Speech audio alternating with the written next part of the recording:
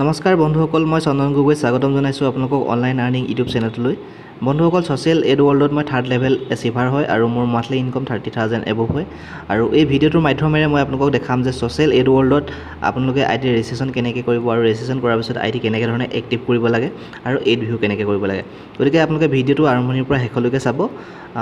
registration কৰিবৰ বাবে আপোনালোকক যিজন বন্ধুৱে আপোনাক যিটো ৰেফাৰেল লিংক দিছিলে আপুনি ৰেফাৰেল লিংকটো উলিয়াই ল'ব আৰু সেই ৰেফাৰেল লিংকটোত ক্লিক কৰিব ৰেফাৰেল লিংকটো যেতিয়া আপুনি ক্লিক কৰিব আপোনাৰ সন্মুখত ৰেজিষ্ট্ৰেশ্যন ফৰ্মখন খোল খাই আহিব ঠিক আছে আপুনি জাষ্ট অলপ তললৈ গৈ দেখিব ৰেজিষ্ট্ৰেশ্যন ফৰ্মখন ইয়াত আপোনাৰ স্পন্সৰ আইডি আপোনাৰ যিজনে দিছে তেখেতৰ স্পন্সৰ আইডিটো ফিল আপ হৈ থাকিব আপুনি ফুল নেম দিব আপোনাৰ পান কাৰ্ডত যেনেকৈ ধৰণে আছে তেনেকুৱা ধৰণে আপুনি ফুল নেমটো ইয়াত টাইপ কৰিব তাৰপিছত আপুনি নিজৰ মোবাইল নাম্বাৰ দিব আৰু সম্পূৰ্ণ শুদ্ধকৈ আপোনাৰ ইমেইল আইডিটো ইয়াত ফিল আপ কৰি দিব তাৰপিছত আপুনি পাছৱৰ্ড দিব পাছৱৰ্ড দিওঁতে আপুনি মেক্সিমাম 8টাতকৈও দীঘল নকৰিব আপুনি সংখ্যা দিয়ক নাইবা আপুনি লেটাৰ দিয়ক মেক্সিমাম আপুনি 8টাই দিব ঠিক আছে তাৰপিছত আপুনি একেটা পাছৱৰ্ড কনফাৰ্ম কৰিব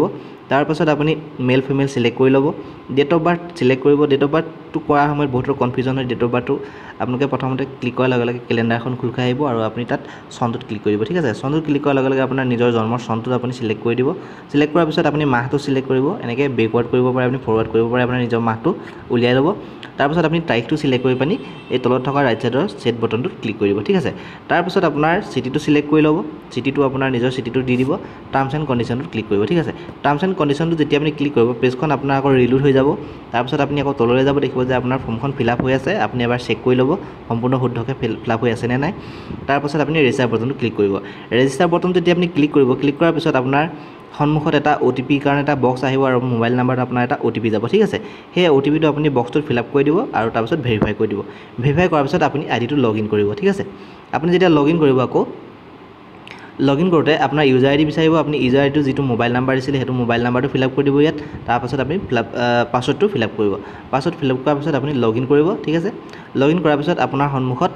এনেকৈ ধৰণে নাহে মোৰ এইটো ডেছবৰ্ডটো খোল খাই আছে মই অলৰেডি এজন পুৰণা ইউজাৰ হয় আপোনাৰ ষ্টাৰ্ট বটন এটা আহিব আপুনি ষ্টাৰ্ট বটন যেতিয়া ক্লিক কৰিব আপুনি তেতিয়া কেইটামান টাস্ক দেখা পাব ঠিক আছে আপোনাক টাস্ক কমপ্লিট কৰিবলৈ ক'ব আপোনাৰ 1 নম্বৰ টাস্কটো আহিব ফেচবুক পেজটো লাইক ঠিক আছে ইয়াত এটা ফেচবুক পেজৰ লাইক বটন খোল খাব এই লাইক বটনটো আপুনি ক্লিক কৰি দিব লাইক বটনটো ক্লিক কৰাৰ পিছত ফেচবুক পেজখনলৈ আপোনাক ৰিডাইৰেক্ট কৰা হ'ব তাৰপিছত আপুনি ইয়াত লাইক বটনটো যদি আপুনি আহে আপুনি লাইক কৰি দিব নাইবা আপুনি লগইন কৰিব লগইন কৰি পিনি আপুনি লাইক কৰিব পাৰে নাইবা যদি আপোনাৰ লগইন কৰিবলৈ অসুবিধা হৈছে বা আপোনাৰ ফেচবুক নাই আপুনি মোবাইলৰ বেক বটনটো দবাই বেক কৰি দিব বেক কৰাৰ পিছত আপোনাৰ ইয়াত আহিব নেক্সট বা স্কিপ বুলি এটা বটন আহিব আপুনি নেক্সট বা স্কিপ কৰি দিব নেক্সট স্কিপ কৰাৰ পিছত আপোনাৰ 2 নম্বৰ টাস্কটো আহিব ঠিক আছে 2 নম্বৰ টাস্কটো আপুনি দেখিব যে ছাবস্ক্ৰাইব ইউটিউব চেনেল বুলি আছে আপুনি ইউটিউবটোত ক্লিক কৰিব আৰু ইউটিউবটোত আপোনাক হয়তো লগইন কৰিব দিব পাৰে আপোনাৰ যদি লগইন কৰিব দিয়ে আপুনি লগইন কৰিব নালাগে বেক কৰি দিব আৰু যদি আপোনাৰ এনেকৈ খোল খাই আহে আপুনি ছাবস্ক্ৰাইব বটনটো ক্লিক কৰি পিনি ছাবস্ক্ৰাইব কৰি দিব তাৰপিছত আপুনি আকৌ মোবাইলৰ বেক বটন দবাই বেক হৈ আহিব তাৰপিছত আপোনাৰ 3 নম্বৰ টাস্কটো আহিব আপুনি স্কিপ বা নেক্সট কৰাৰ পিছত 3 নম্বৰ টাস্কটো আহিব ফ্লিপকাৰ্টটো ইনষ্টল কৰিব আপুনি ফ্লিপকাৰ্ট ইনষ্টলটো ক্লিক কৰি দিব ফ্লিপকাৰ্ট ইনষ্টলটো ক্লিক কৰাৰ লগে লগে আপোনাৰ গুগল প্লে ষ্ট'ৰটো খোল খাই যাব আৰু প্লে ষ্ট'ৰৰ পৰা আপুনি ফ্লিপকাৰ্ট এপ্লিকেশ্যনটো ডাউনলোড কৰি ল'ব যদি কৰা আছে আপুনি আপডেট কৰি দিব পাৰে নাইবা আপুনি মোবাইলৰ বেক বটন দবাই বেক কৰি দিব ঠিক আছে তাৰপিছত আপুনি নেক্সট বাই স্কিপ আহিব আকৌ আপোনাৰ নেক্সট বাই স্কিপ কৰিব তাৰপিছত আপোনাৰ 4 নম্বৰ টাস্কটো আহিব 4 নম্বৰ টাস্কটো সেম আপুনি যেনেকৈ ফ্লিপকাৰ্ট ডাউনলোড কৰিছিলে একেটা ধৰণে আপুনি ইয়াতো ডাউনলোড কৰি ল'ব আপুনি বিটৰত ডাউনলোড কৰাৰ পিছত আপুনি অ'পেন কৰিব নালাগে আকৌ বেক বটন দবাই আপুনি বেক হৈ আহিব তাৰপিছত আপোনাৰ 5 নম্বৰ টাস্কটো আহিব ক্লিক অন এড বুলি আহিব আপোনাৰ এটা এডভাৰটাইজ ওলাই থাকিব যিকোনো ধৰণৰ এডভাৰটাইজ ওলাব পাৰে আপুনি এডভাৰটাইজটোত একবাৰ ক্লিক কৰি দিব ক্লিক কৰাৰ পিছত আপোনাৰ এডভাৰটাইজৰ পেজখন খোল খাই যাব ঠিক আছে এডভাৰটাইজৰ পেজখন খোল খাই গৈছে তাৰপিছত আপুনি আকৌ বেক বটনটো দবাই আপুনি বেক কৰি দিব ঠিক আছে বেক কৰি দিব 1 ছেকেণ্ড বেক হোৱাৰ পিছত আপুনি দেখিব আপোনাৰ 6 নম্বৰ টাস্কটো আহিছে registration on deal to win আপুনি ইয়াত ক্লিক কৰিব ৰেজিষ্ট্ৰেশ্যন অন ডিল টু উইনত ক্লিক কৰাৰ লগে লগে আপোনাৰ ৰেজিষ্ট্ৰেশ্যন ফৰ্মখন খোল খাব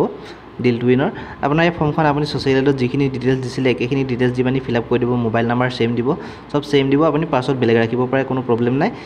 গোটেইখিনি ফিল আপ কৰাৰ পিছত টাৰ্মছ এণ্ড কণ্ডিশ্যনটো ক্লিক কৰি আপুনি ৰেজিষ্টাৰ কৰি ল'ব ৰেজিষ্টাৰ কৰাৰ পিছত আপুনি লগইন কৰিব নালাগে আকৌ মোবাইলৰ বেক বটনটো দবাই বেক হৈ আহিব আৰু এবাৰ আপোনাৰ টাস্ক অলৰেডি কমপ্লিট হৈ গৈছে গতিকে আপোনাৰ এবাৰ এটা বটন আহিব ফিনিছ টাস্ক আপুনি ফিনিছ টাস্কটোত ক্লিক কৰি দিব ফিনিছ টাস্কটোত ক্লিক কৰাৰ পিছত দেখিব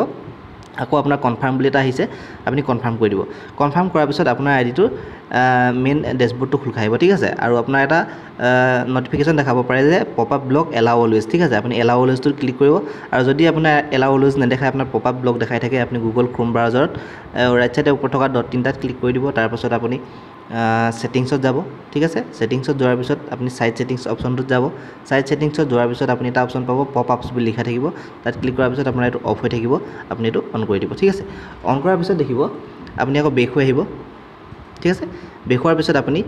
ডেশবৰ্ডৰ অলপ তললৈ যাব তললৈ যোৱাৰ পিছত দেখিব যে টুডে এইড ষ্টেটাছ লিখা আছে ঠিক আছে এইড ষ্টেটাছত আপুনি ইয়াত পেণ্ডিং লিখা থাকিব আৰু তলত মোৰ ইনফো আপুনি মোৰ ইনফোটো ক্লিক কৰি দিব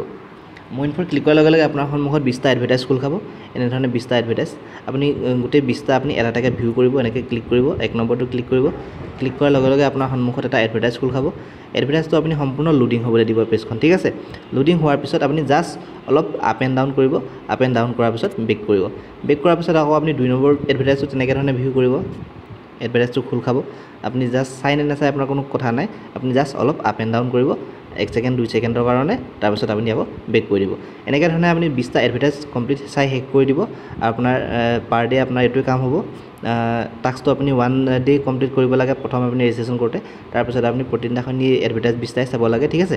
আৰু এডভাৰটাইজ 20টা চোৱাৰ পিছত আপুনি নিজৰ নামটোত ক্লিক কৰি দিব আপোনাৰ মেইন ডেশবৰ্ডখনলৈ গুচি যাব আৰু আপুনি তাত চেক কৰিব যে আপোনাৰ যিটো টুডে ষ্টেটাছ পেণ্ডিং লিখা আছিলে এইটো চিন হ'ল নে নাই ঠিক আছে ইমানখিনি আজিলৈ ভিডিঅ'টোত আৰু যদি আপোনালোকে ভিডিঅ' চাই ভাল লাগিছে আপোনালোকে নিশ্চয় লাইক কৰিব আৰু মোৰ ইউটিউব চেনেলটো ছাবস্ক্ৰাইব কৰিব লগতে কিনাৰতে থকা ঘণ্টাৰ বটনটো ক্লিক কৰিব যাতে মই আপলোড দিয়া যিকোনো ধৰণৰ ভিডিঅ'ৰ নটিফিকেশ্যন আপুনি খুব জলদি পায় আৰু আপুনি ছ'চিয়েল এড ৱৰ্ল্ডত আপডেট থাকিব পাৰে ঠিক আছে thank you all the best